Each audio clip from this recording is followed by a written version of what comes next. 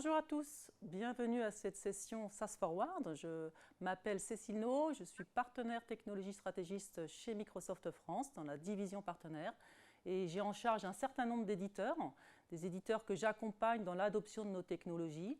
Et pour accompagner ces éditeurs, je m'appuie sur bien sûr tout l'écosystème, toutes les ressources de Microsoft. Et aujourd'hui, j'ai la chance d'être accompagnée de Franck Gaillard, qui est mon collègue et que je vais laisser se présenter. Bonjour à tous, donc je suis Franck Gaillard.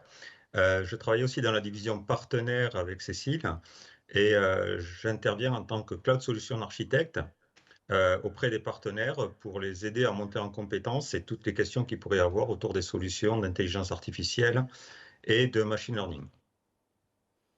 Merci Franck. Donc aujourd'hui, pour échanger sur ces solutions d'intelligence artificielle sur Microsoft Azure, nous avons la chance d'accueillir Jérémy Espinas de la société Esker. Alors Esker, c'est un éditeur de logiciels français qui est un leader reconnu dans les processus de digitalisation. Et puis Jérémy aujourd'hui va nous partager son retour d'expérience sur l'usage des services d'intelligence artificielle sur Azure. Jérémy, peux-tu te présenter et nous présenter Esker en quelques mots? Bonjour Cécile, bonjour Franck. Donc pour ma part, je m'appelle Jérémy Espinaz, je suis ingénieur en recherche et développement dans la société Esker. Et mon travail se focalise surtout sur le développement et la mise en production de fonctionnalités de machine learning et d'intelligence artificielle. Pour parler d'Esker, Esker c'est un éditeur de logiciels fondé en 1985 avec pour mission principale aider les entreprises à digitaliser les processus de gestion via une plateforme SaaS. Donc concrètement, c'est proposer de dématérialiser des documents papier en lien avec la commande et la facturation et proposer des workflows de validation dans le cadre du cycle de vente ou d'achat et des flux financiers générés. Esker, son siège social est à Lyon. On est implanté dans plus de 14 pays, dont en Europe, en Asie, aux États-Unis. On possède environ 850 collaborateurs pour environ 6000 clients sur notre plateforme SaaS.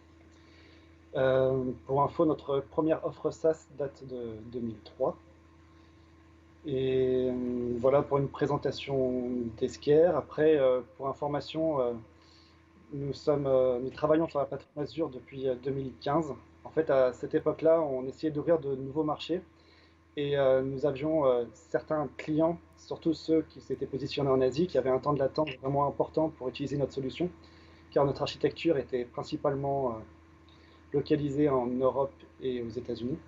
Donc on a cherché une solution pour réussir à monter des architectures à travers le globe et nous nous sommes positionnés sur Azure par rapport à la flexibilité, le maillage géographique proposé, la sécurité multicouche qui est importante et en même temps aussi l'attention que Azure porte sur l'empreinte carbone, ce qui est aligné avec notre politique environnementale. Donc la plateforme que vous proposez aujourd'hui chez Esker est en mode SaaS. Elle aide vos clients à accélérer les process de digitalisation. Quand on parle process, on parle souvent d'automatisation, d'efficacité, de gains en termes d'expérience utilisateur, tout ça basé sur de l'intelligence artificielle. Est-ce que tu peux nous en dire un peu plus sur des cas d'usage que vous avez chez Esker? Comme tu l'as dit, pour donner un peu plus de contexte, notre objectif c'est un peu de moderniser les processus de traitement des factures et des commandes. Pour ça, on a un peu trois grandes thématiques de développement en machine learning. Le premier, c'est aider à la prise de décision en essayant de déterminer des métriques, des alertes et des indicateurs pour nos utilisateurs. L'autre thématique, c'est la compréhension de documents, qui est importante pour nous, vu qu'on travaille sur la dématérialisation. Donc, essayer de donner du sens à un document, essayer d'extraire des informations pertinentes sur un document, essayer de vérifier si des contraintes légales sont validées ou pas en fonction d'un document. Et notre troisième thématique, c'est automatiser les actions utilisateurs. Généralement, ce sont des actions récurrentes, parfois simples, parfois qui ne demandent pas de contexte de l'entreprise derrière pour être capable d'automatiser. Et pour aller un peu plus loin et plus précisément, on peut parler de deux retours d'expérience. Le premier, c'est l'email triage. Donc en fait, c'est une fonctionnalité qui est proposée sur notre solution. Pour donner du contexte, on a plusieurs solutions sur notre plateforme qui diffèrent généralement en fonction du type de document qu'on doit traiter. Et on propose à nos clients d'avoir une seule adresse mail sur laquelle toutes les entreprises partenaires envoient leurs documents, leurs informations, leurs requêtes. Et grâce à nos solutions de gestion des démarches clients et fournisseurs, on arrive à déterminer quel type de document et quel est le besoin du partenaire exigé par rapport à ce mail-là. Donc, si tu veux bien, on peut montrer une vidéo pour mieux illustrer. Je vais voir la vidéo. Alors, c'est pas celle-ci, ça c'est la deuxième solution. Voilà. Donc, voici un exemple. Imaginons que je suis un client d'un client d'Esquerre. En fait, je vais envoyer un mail avec une commande. Donc, en attachement, j'ai la commande en question que je présente ici. Et après, il y a un contenu de l'email et un sujet de l'email qui rappelle que c'est une commande et que j'exige obtenir le produit qui est présent sur le document. Donc la solution que nous, on propose côté Esquerre, là je vous présente une des solutions qui s'appelle Customers Inquiries. Il y a un des outils qu'on appelle le Smart Document Automation qui va lire cet email, c'est-à-dire qu'il va lire le titre de l'email, le contenu textuel de l'email, ainsi que les informations de l'attachement, et à partir de ceci, essayer de déterminer quel est le type de document. Et une fois qu'on a le type de document, quelle est la solution à appliquer à ce document-là. Donc là, malheureusement, la captation ne montre pas les différents types de documents possibles, mais elles sont assez larges. Ça peut être des questions sur le prix, sur la disponibilité, sur le produit, des réclamations ou autres. Donc là, on peut voir qu'il a bien déterminé que c'était une commande. Il a déterminé la bonne solution, je fais send, et maintenant mon attachement est envoyé directement vers la solution pour pouvoir le traiter correctement. Je peux parler d'un second retour d'expérience. Cette fois-ci, c'est pour une autre solution Esquerre qui s'appelle Account Payable. Et le formulaire en question, c'est un formulaire utilisé pour comptabiliser des factures fournisseurs. On a besoin d'avoir un formulaire, une fois qu'une de nos entreprises reçoit une facture, on a besoin d'avoir un formulaire pour pouvoir spécifier les taxes à appliquer, les budgets à appliquer. Peut-être que cette facture, elle fait référence à une commande et on aimerait savoir si les produits de cette commande ont bien été réceptionnés ou pas. Donc pour ça, on a un formulaire à remplir avec la facture. Et notre objectif, c'est de pré-remplir au mieux ce formulaire pour réduire le temps qu'un service comptable doit consacrer au traitement de cette facture. Donc tu peux lancer la seconde vidéo.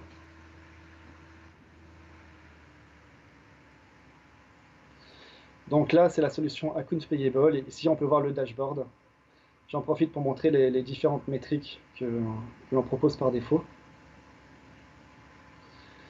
Donc généralement, nos clients reçoivent les factures de leurs fournisseurs par email ou par ce qu'on appelle un channel entrant comme le channel SFTP. Pour la démonstration, là, j'intègre la facture à partir de l'interface. Donc là, la facture, elle est intégrée depuis l'interface et automatiquement, ça va nous générer un formulaire pour pouvoir la traiter et la comptabiliser. Donc là, on a l'ensemble des compteurs. On va cliquer sur le compteur des factures qui sont en de traitement. Donc là, on clique sur Refresh pour qu'elle soit disponible. C'est bon, elle est disponible, c'est la première de la liste. On clique pour ouvrir le formulaire qui a été créé pour comptabiliser cette facture.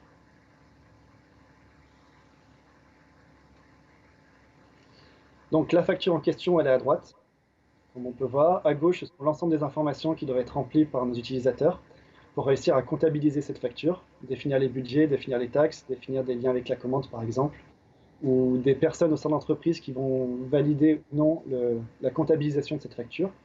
Et en fait, ce qui nous intéresse, c'est le tableau que vous avez au milieu.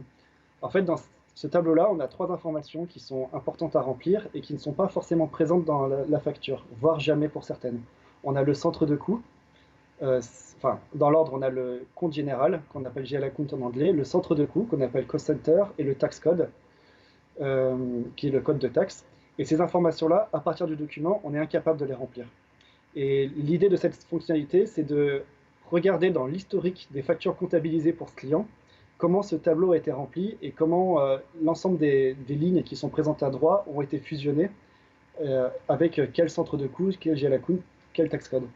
Et cette fonctionnalité, justement, elle nous permet de faire un historique, de regarder dans l'historique des factures comptabilisées, prendre la facture la plus semblable et proposer un tableau euh, dont le remplissage est identique. Et ça nous permet, dans 80 voire 90% des cas, de correctement prédire le tableau à remplir dans le cas d'une comptabilisation d'une facture comme celle-ci. Ouais, c'est très clair, merci Jérémy. Ça veut dire qu'on comprend bien avec ces illustrations hein, l'intérêt pour l'utilisateur final et le gain en termes de temps qu'il va avoir à utiliser ces fonctionnalités. Mais ça paraît simple comme ça, mais derrière ça veut dire qu'il y a un peu d'intelligence quand même et un peu de travail en termes de R&D et d'usage de services. Et est-ce que tu peux justement nous dire quels sont les services Azure que tu as utilisés pour implémenter ces fonctionnalités? Dans le premier retour d'expérience, on a utilisé Cognitive Azure Services et en particulier on a utilisé le Custom Text Classification qu'on a ensuite encapsulé dans un web service qui est géré par un service Kubernetes d'Azure. Et dans le second cas, on a utilisé Azure ML. Donc, en fait, pour essayer de déterminer à partir d'une facture donnée la facture déjà comptabilisée la plus proche, on utilise un réseau SVM. C'est un réseau qui a l'avantage d'être assez simple, mais nous, on a choisi d'avoir une grande quantité de réseaux et d'avoir un réseau pour chacun des fournisseurs de nos clients. Donc, tous les jours, on va générer un nouveau réseau SVM qui va nous servir lors de la soumission d'une nouvelle facture, déterminer quelle est la facture déjà comptabilisée la plus semblable et pouvoir reporter les informations du formulaire de cette précédente facture. Et dans ce cas-là, on est obligé de faire des réentraînements quotidiens et on utilise Azure ML pour réentraîner nos modèles tous les jours, déterminer des métriques pour se rendre compte si nos modèles restent toujours pertinents au fil du temps. Et enfin, effectuer du déploiement vers un web service pour que nos architectures puissent faire de l'inférence des modèles qui ont été générés. Donc, tu as cité des services Azure, tu as cité des services cognitifs, Azure ML. Je pense que pour ceux qui nous écoutent aujourd'hui, c'est peut-être intéressant de reparler de cette plateforme. Quand on parle d'IA sur Azure, de quoi on parle et peut-être qu'on peut revenir avec Franck sur ce que propose aujourd'hui Azure en termes d'intelligence, de services autour d'intelligence artificielle. Et tout à fait, hein, tout à fait. Donc, je vais en profiter pour repositionner un petit peu l'offre Azure autour de l'intelligence artificielle. Donc, en fait, il y a deux différents axes, hein. On peut faire de l'IA à travers deux différents axes qui vont correspondre à des profils assez différents. D'accord? Alors, Jérémy a cité les services cognitifs.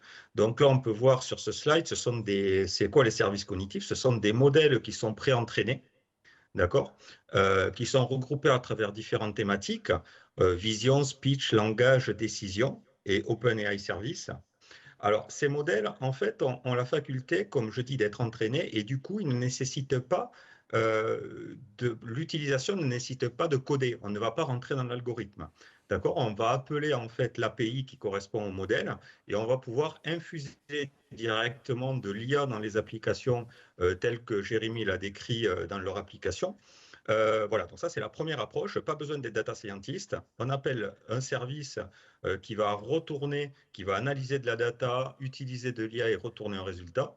Et la seconde approche qui s'adresse plus à des profils data science, où là, en fait, il s'agit d'Azure Machine Learning, qui est une plateforme donc dédiée à la data science, c'est la plateforme Microsoft dédiée à la data science, et qui va permettre donc de coder, de créer ses propres modèles from scratch à partir de notebooks. On va pouvoir coder en Python, en R, et qui propose aussi des solutions du type visuel, du type drag and drop, pour pouvoir construire un modèle sans avoir besoin de coder.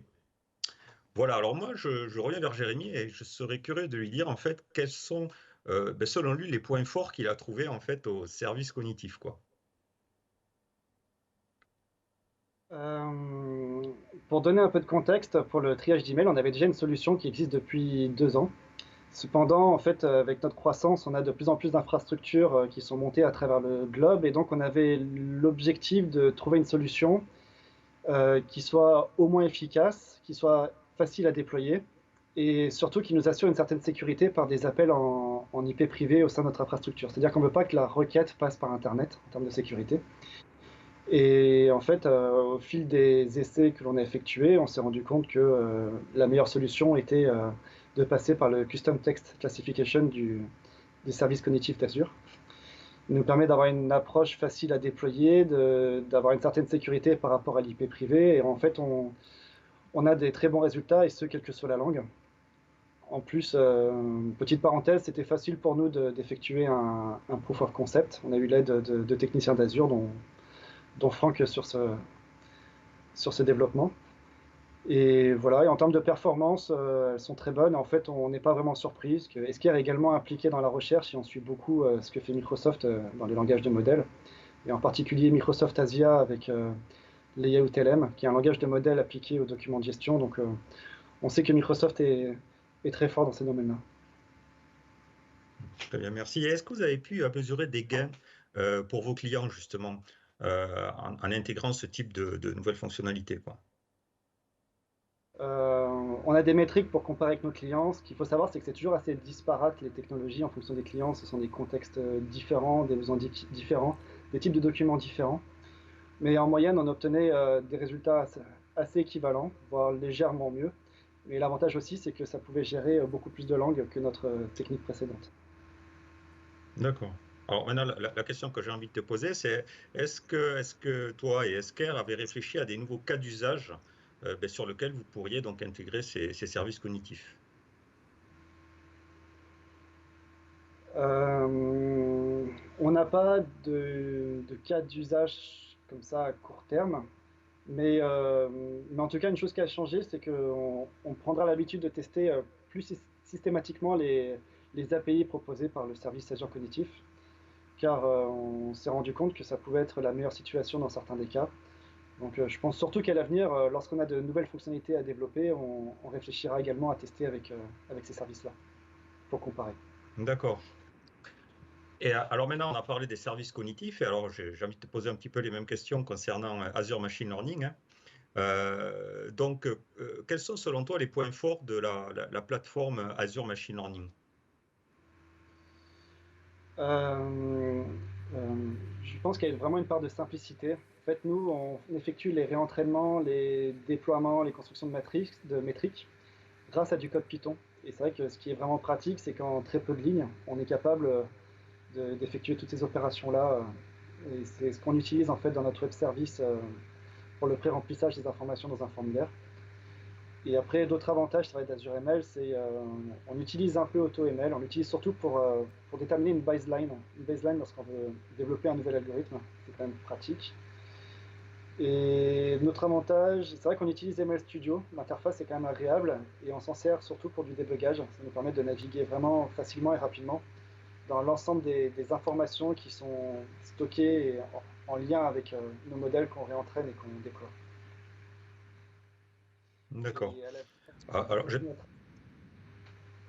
Enfin, c'est juste une remarque pour dire qu'on continue à travailler dessus et on a même de nouveaux algorithmes où cette fois-ci c'est plus des modèles CNN qu'on va utiliser que des modèles SVM pour d'autres fonctionnalités.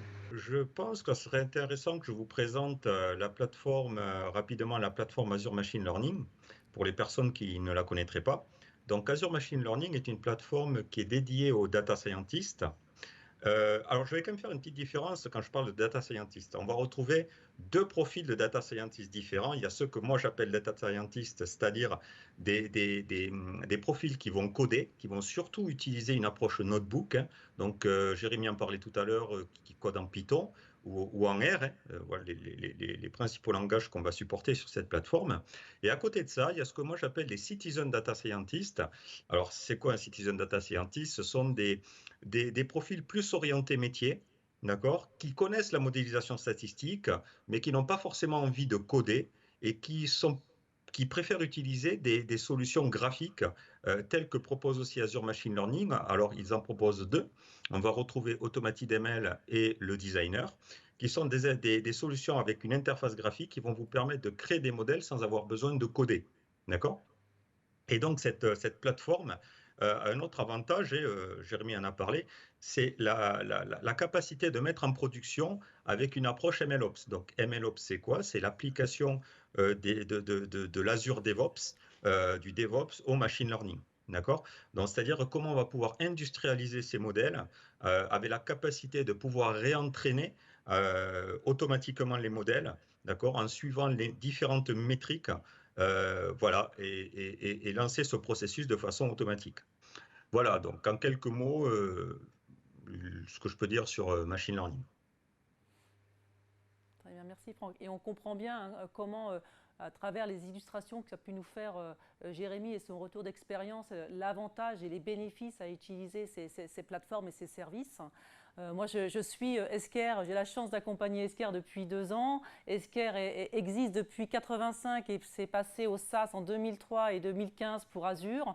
On voit depuis 2 ans comment Esker a pris en main ces outils et quel rendu ça a auprès des utilisateurs. Je crois que c'est un bon retour d'expérience que nous a fait Esker. Moi, ce que j'aimerais aussi te poser comme question, Jérémy, c'est est-ce que justement, quels ont été les challenges pour adopter ces services, étant donné que vous étiez sur de l'IA bien avant l'arrivée sur Azure? C'est vrai que dans les entreprises, on aime bien à l'avance connaître le périmètre et le temps qu'on va consacrer à développer une nouvelle fonctionnalité. Et au départ, ça nous faisait peut-être un peu peur de tester les services cognitifs ou les outils Azure ML. Et pour être honnête, ça a d'abord commencé avec des stagiaires, parce qu'on avait conscience que c'était quand même des outils pertinents. Et en fait, ils nous ont fait des prototypes qui ont vraiment été intéressants en peu de temps. Et c'est par la suite que ça a été repris par des ingénieurs et peaufiné pour que ça puisse aller en production et être utilisé par les clients. Avec des projets, je pense, qui vont aussi en devenir chez Esker pour encore accroître l'utilisation de ce type de service. Bon, pour terminer cette session, Jérémy, peut-être que si tu croises demain un éditeur de logiciels qui se pose des questions sur l'adoption de ces technologies, quels seraient les 2-3 conseils que tu pourrais lui donner? Le premier, c'est vrai que le service cognitif Azure, ça vaut le coup de le tester. C'est pas forcément long à mettre en place. En second conseil là-dessus, c'est peut-être faire attention quand même dans le sens où c'est pour répondre à des besoins assez standards. Enfin, nous, par exemple, on avait une problématique, c'était être capable de découper un lot de documents qui sont concaténés. Donc en fait, on a un PDF qui contient une succession de documents et on voulait retrouver les premières pages de chacun des documents dans ce PDF. Et l'approche on a testé l'approche du Cognitive Services, qui était finalement moins efficace qu'une approche qu'on a effectuée en interne, qui prenait un couple de pages et à partir du couple de pages, c'est d'arriver si on doit découper ou pas au sein de ce couple de pages. Mais après, enfin, c'est juste une remarque et j'ai conscience que les API de Azure Cognitive Services continuent à évoluer dans le temps et à proposer d'autres fonctionnalités. Concernant Azure ML, c'est quand même agréable en très peu de lignes de code en Python de pouvoir développer un service qui va du réentraînement jusqu'au déploiement sur un web service. Merci beaucoup Franck, merci beaucoup Jérémy pour ce partage, ce retour d'expérience sur ces technos. Merci à tous pour votre écoute et je vous conseille également d'aller suivre les autres sessions du SaaS Forward. Merci à tous, à bientôt, au revoir. Merci, au revoir.